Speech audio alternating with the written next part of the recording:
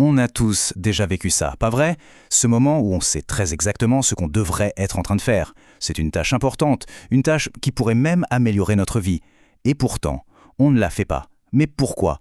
Pourquoi est-ce que c'est si dur? Bon, aujourd'hui, on va décortiquer ensemble ce mécanisme. Le plan, il est là, parfaitement limpide dans notre tête. Que ce soit rédiger ce rapport, enfin lancer ce projet, ou juste aller faire du sport. On arrive même à imaginer le résultat, la satisfaction, le soulagement. On sait, au fond, que ce se fait vraiment bon pour nous. Mais non. À la place, qu'est-ce qu'on fait? On se retrouve à regarder une vidéo de chat, à faire défiler les réseaux sociaux sans but précis, ou à se dire « Allez, juste 5 petites minutes de pause ». Et on sait très bien comment ça se termine. Ces 5 minutes deviennent 1 heure, et parfois même toute une journée de perdu. C'est quand même le grand paradoxe, non? Comment une chose qu'on a soi-même décidé de faire peut-elle se transformer en une montagne insurmontable? Eh bien, la réponse est bien plus complexe et fascinante qu'un simple manque de motivation. Et là, il y a un mythe qu'il faut absolument briser tout de suite. La procrastination, ce n'est pas une faiblesse personnelle. Ce n'est pas un signe de paresse. Honnêtement, même les personnes les plus brillantes et les plus ambitieuses sont touchées. Donc oublions l'idée que c'est juste un problème de discipline. En réalité, il faut voir la procrastination comme un système, un genre de programme qui tourne en arrière-plan dans notre cerveau. Un programme qui a été conçu pour une seule chose, nous faire éviter certaines actions, même si, consciemment, on sait qu'elles sont bonnes pour nous. Ok, alors comment il fonctionne ce programme?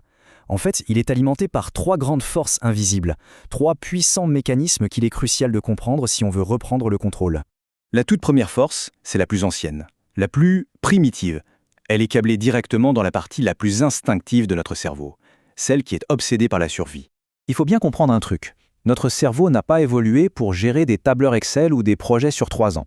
Il a été façonné pour survivre, et sa règle d'or est d'une simplicité enfantine. Recherche ce qui te fait du bien, là, maintenant, et fuis tout ce qui demande un effort.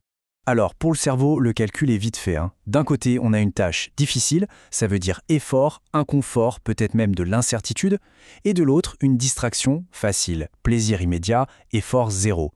Face à ce choix, notre cerveau, qui est une machine à optimiser l'énergie, il n'hésite pas une seconde.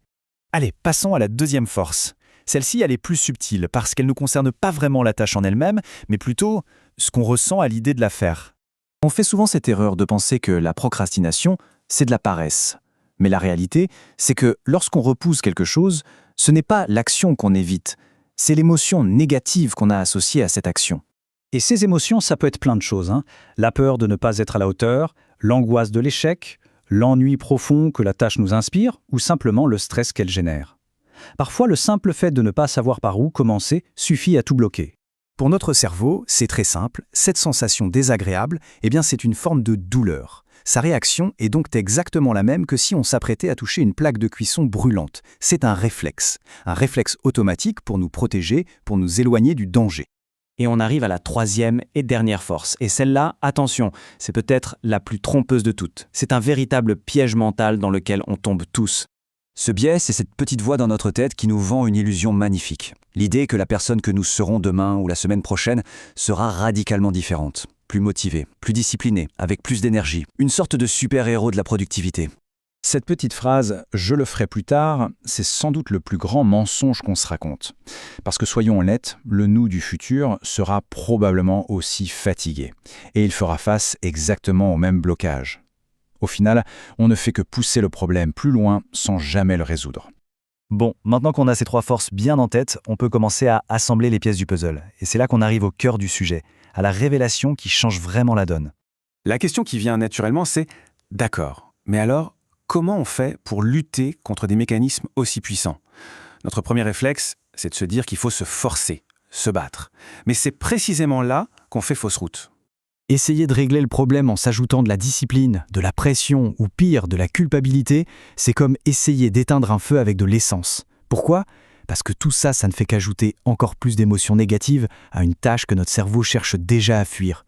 On ne fait que renforcer le problème. Et là voilà, c'est la vérité qui change tout. Si on ne retient qu'une seule chose, c'est celle-ci. On ne procrastine pas parce qu'on est mal organisé, on procrastine parce que notre cerveau essaye de nous protéger d'une émotion désagréable. La procrastination, au fond, c'est un mécanisme de défense. Une fois qu'on a compris ça, on peut changer complètement son fusil d'épaule. Et si, finalement, la procrastination n'était pas un ennemi à abattre, mais autre chose?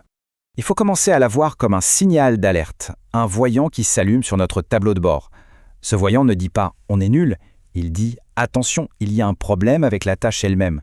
Peut-être qu'elle est trop intimidante, trop floue, ou qu'elle nous fait simplement trop peur. » Le changement d'approche est donc total. On arrête de se lancer dans une guerre perdue d'avance contre une soi-disant mauvaise habitude, et à la place, on commence à apprendre à dialoguer avec son propre cerveau, à comprendre ses règles du jeu pour mieux les gérer.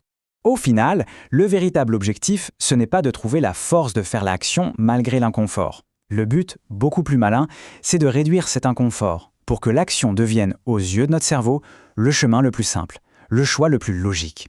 Et c'est exactement à ce moment-là que la procrastination commence enfin à s'effacer.